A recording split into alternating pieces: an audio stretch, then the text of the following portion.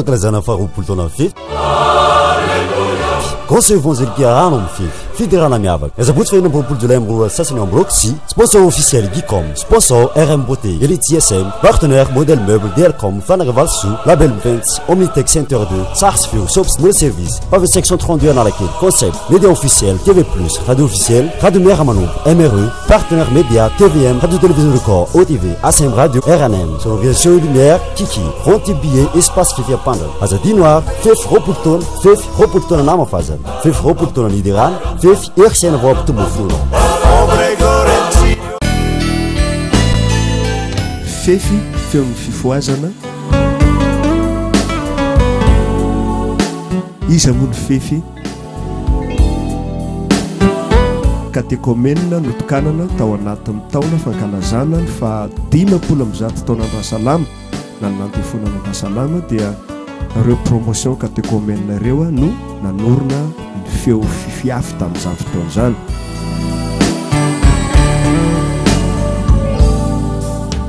tsy mbola nanana tenio tamin'izany ary tsy mbola dia nainira loatra rehefa krismasy dia manandray anjara ihany ny fefy tamin'izany fotoana izany tateo arena dia tapa-kevitra fa atao zanatsampana ny feo fiafy natao zandriny hafafi izay tao anatin'ny fifoazana dia voatendry tamin'izany fotoana izany ny tenako no tenden'ny mpitandrina Jean-Joseph Arandrenatoandro mba hitarika izany tokopira izany tsy nety aho satria zatra tao amin'ny tokopira ary rehefa nandinika dia tapa-kevitra ihany fa andeha hitarika andreo ankizy ireo nandeha ny taona 3 sy 1993 dia nanomboka mba nanana hira maromaro ny fefy dia nisy naka ho an'ny Tamatavy mba hitory filazantsarany tonga tany izay dia 10 mena-tany nandeha tonga tany ary gaga ny fiangonana tany satria ahoana na tonga nareo be dehibe ohatr'izao nefa ny anay aty ny koralina tsy misy 20 akory na 30 rabe indrindra ny koralina aty dia izay ny zavatra nahagaga tany tafavena soamantsara izay dia nanao fitorana filazantsara voalohany tao amin'ny Falda Ampanomena io no noheverina hoe zava-dehibe mba nataon'ny fefo voalohany tamin'izany dia nasiana ihany ny fihetsiketsehana satria mbola teo an-dalana taizana moa dia nasina fihetsiketsena Adama sy Eva dia misy tovolahy tovovavy manao fihetsiketsena tamin'izany fotoana izany. Tateo aoriana dia nanomboka hivoaka amin'izay ny fefy hitory filazany tsara. Tamin'izany no nangataka tamin'ny tenako Sacha Andriamatora na Valberede moa mba hividy tômôbila vaovao hitondrana ho an'ny fefy fa mampalely ny fefy manova tômôbila mandrakariva. Dia nanomboka niankatsehatra ny fefy tamin'izany fotoana izany ary izay fitoriana rehetra natao dia nampibebaka ny olona mba hiova fo. Fantatra tamin'izany fa roborobo ny fefy. 1994 nanomboka nanana klipy ny fefy izay klipy natao teny amin'ny média club Ivato. Nahatratra 700 ny mpikambana tamin'izany fotoana izany ka dia nahavariana tokoa ny filaharany rehefa mihititra hitory ny filazantsara.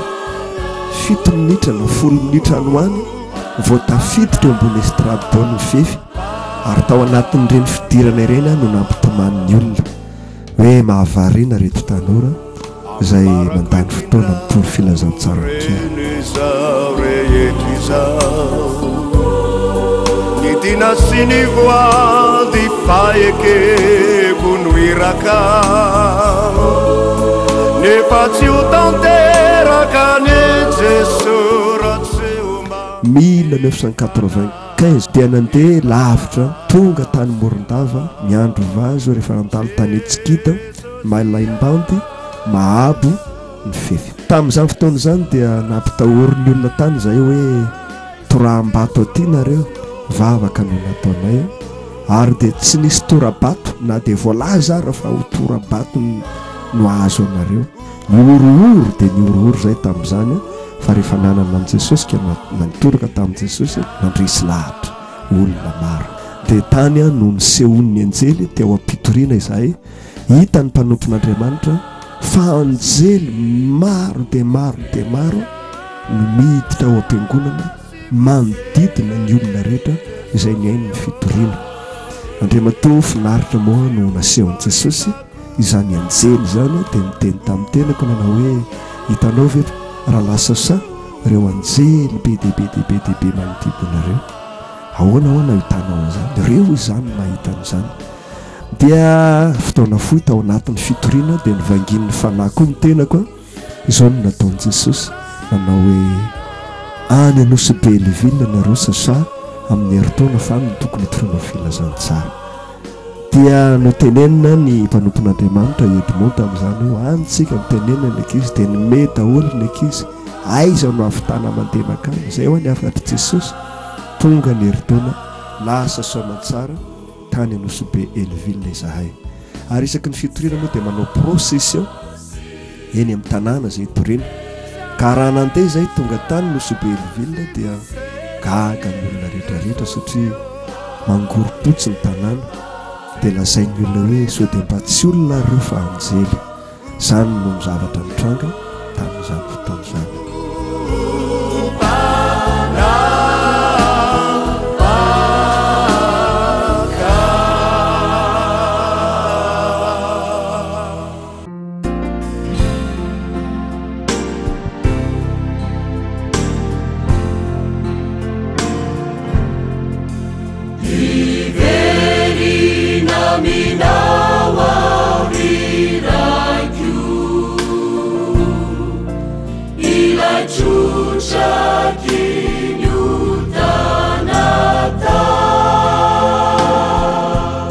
Nanomboka nandray sehatra lehibe ny fefy ka nanao mitabe tao Antsamanitra ny 1998 izay fankalazana ny 10 taona ny fefy.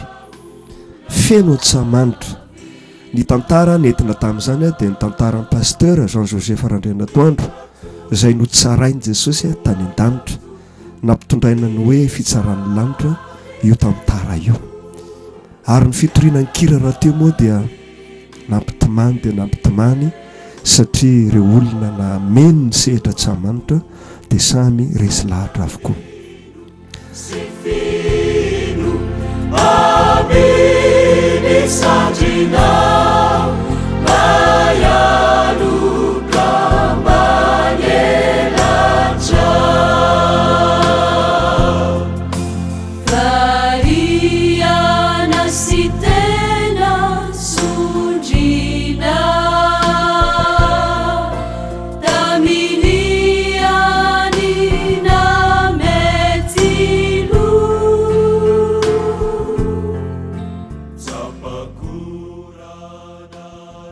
nalasa tany Sainte Marie indray ny fefy.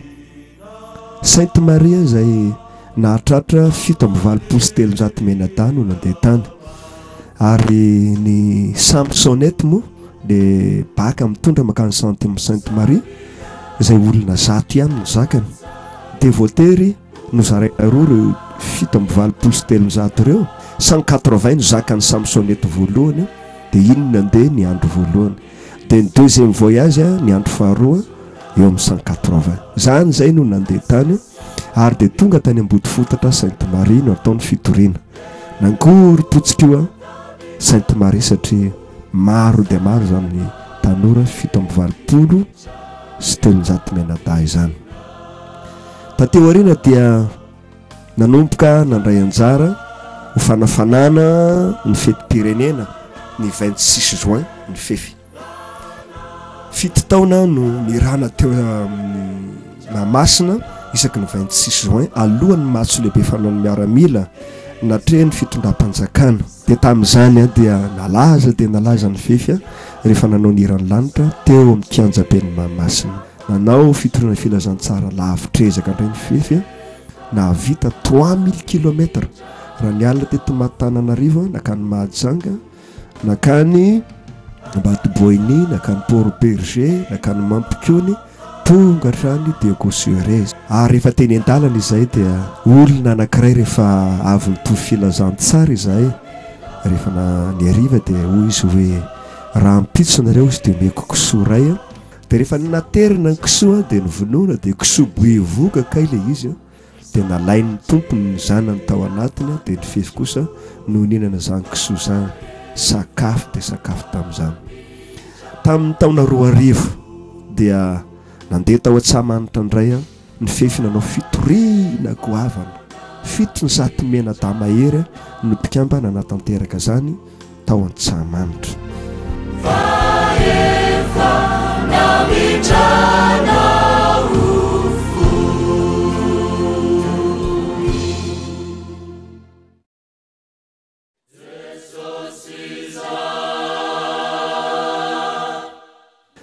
Dia miambavy moa ny fanatanterahana ny asa tsy nisy tsy hoe ny lehilahy ihany mitona estrade fa raha hatramin'ny vehivavy.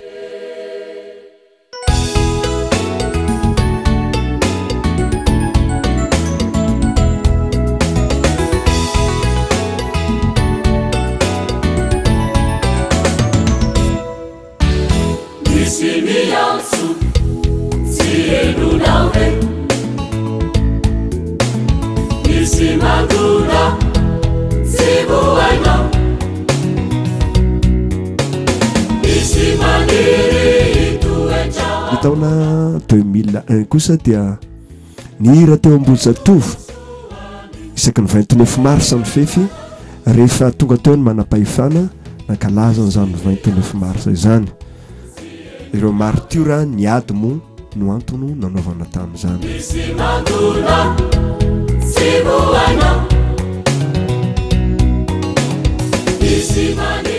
Lavitrezaka indray tafika masina natao tonga tany Sava any hoe Vohemara Antala Sambava zany no nandeha ary Andapa. Rehefa vita moa ny asa fitoriana dia miaraka amin'ny mpiandry mazava ho azy misy asa fampahirezana ataon'ny mpiandry.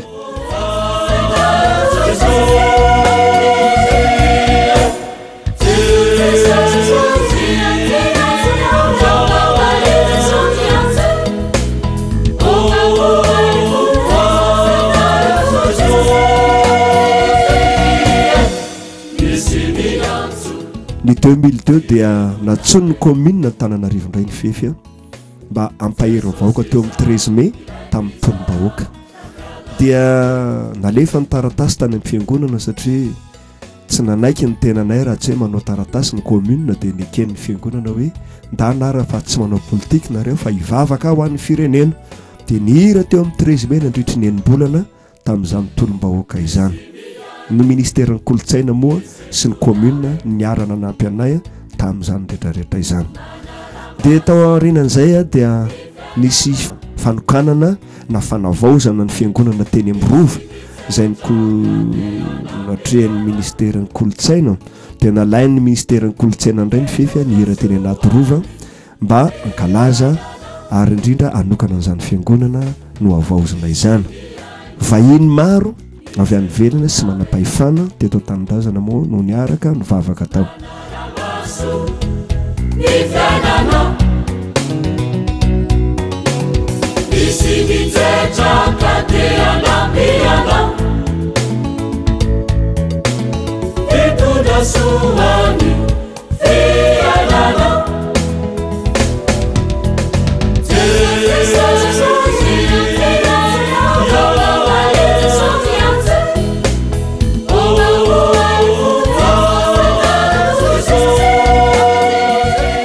Ny 2003 dia nivoaka ho mpitandrina amin'ny tenako dia rehefa nivoaka ho mpitandrina amin'ny tenako dia narary daholo ny fon'ny ankizy rehetra dia nangataka tamin'i Jesosy hoe iza kosa no hisolo dia nitendren'i Jesosy tamin'izany andre matosolofo mba hitondra ny fefy hitarika an'izany fefy zany.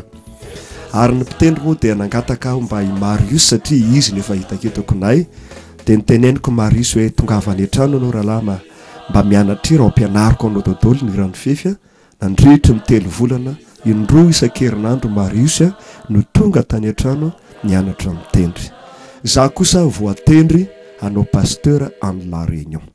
Dia rehefa lasa tany amin'ny 2004 février dia Silofo no nitarika azy teo miaraka amin'ny komite izay niara ny asa tamiko teo aloha ihany satria izy ihany no malala ny fitantanana tamin'izany fotoana izany dia ireo ihany aloha mitantana tsy novana mihitsy ireo komite ireo fa Silofo fotsiny no natao nitarika azy. Manantonan'Andriamanitra fitiavana ihana izy no azo antokandray ny antsonao izany. Dia taty aoriana ny fefy dia nanao méga concert amin'izay ary izay ny zavatra nahavariana nafinaritra satria na tsy teo hitsony azy ny tenako vao maika ny fefy nahavitatra zavatra lehibe. Ny 2004 dia nandeha tany amin'ny sud-est indray ny fefy na akivony ray aman-dreny tamin'izany hoe hoany ve nareo fa lala tsarotra ny eny lalana any dia nefa Jesosy moa no miteny dia lasa tany ny fefy ary tonga nandresy lahatra olo maro be tany ambanivohitra Manakary. 2005 indray dia nanao tour du lac loatra ny fefy. Za ny tour du lac loatra zany dia fiangonana tsy latsaky ny 7-8 any no tetezina. Avy any dia tonga tany Vatomandry, avy any dia nandeha tany Mahanoro, zany ny asa nataon'ny fefy tamin'ny 2005. Ivonina ini teo hitanao mba afantarana fatiana. Ary hitanao amin'ny sary moa misy mba misangisangy ihany amin'ny sary ataon'ny ankizy satria nalaza tamin'izany fotoana izany no atao hoe sangisary. Dia rehefa takariva rehefa vita ny fitoriana dia alohan'ny sakafo dia mandindinika eo dia manao an'izany sangisary zany ny fefy.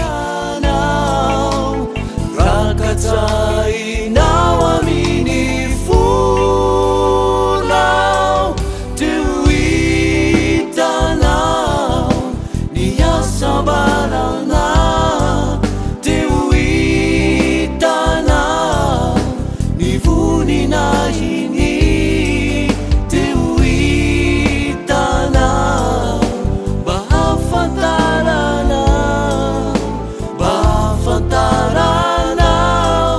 fatiana.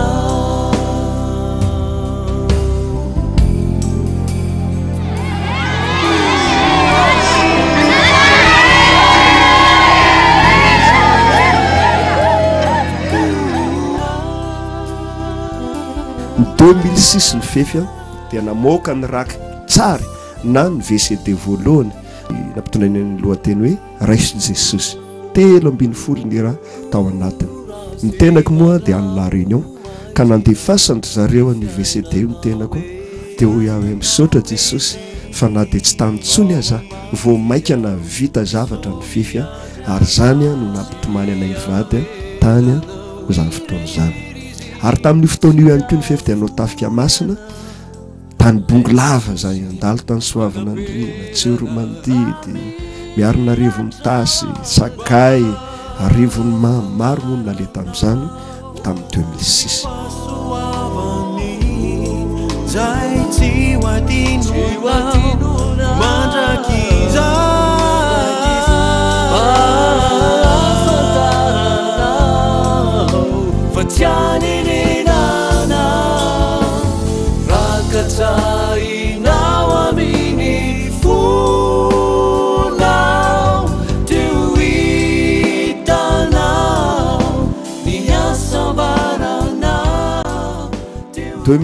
ndray a dia nanao concert lehibe ny fefy tao amin'ny CCSK izay niarahany tamin'ny telony rehefa famonjena satria nanao vacances taty ny tenako tamin'izany dia niaraka nanao an'ilay hoe concert lehibe mitondra ny hotely hoe Fiderana.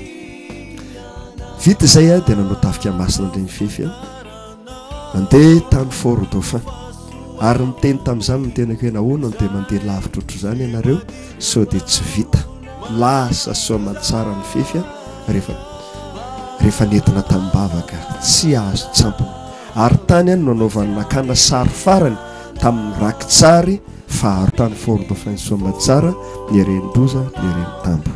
Vita indray ny VCD volume 2 tamin'ny 2007.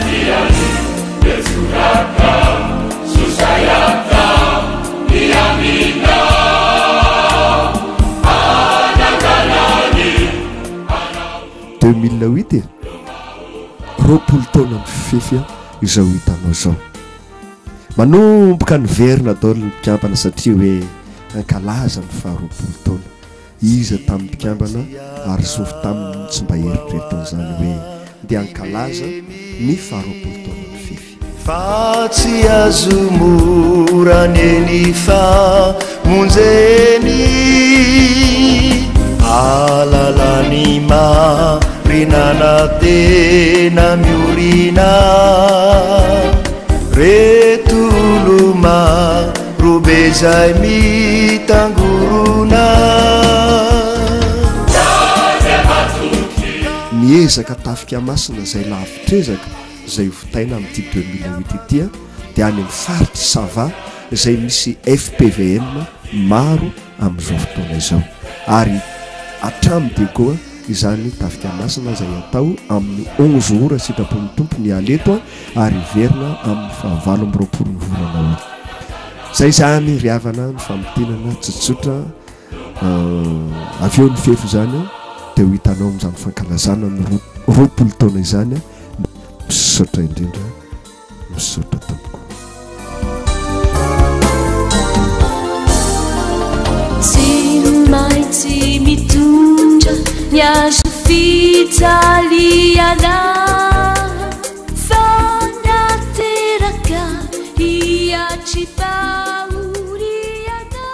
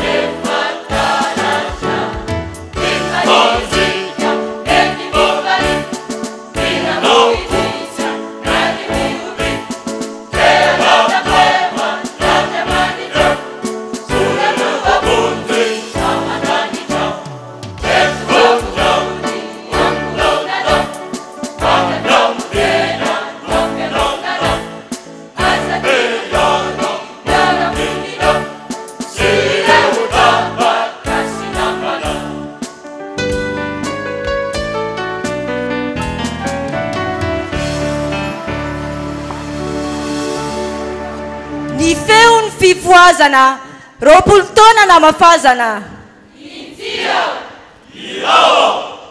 ry feo ny fifoazana roapolo taona na mafazana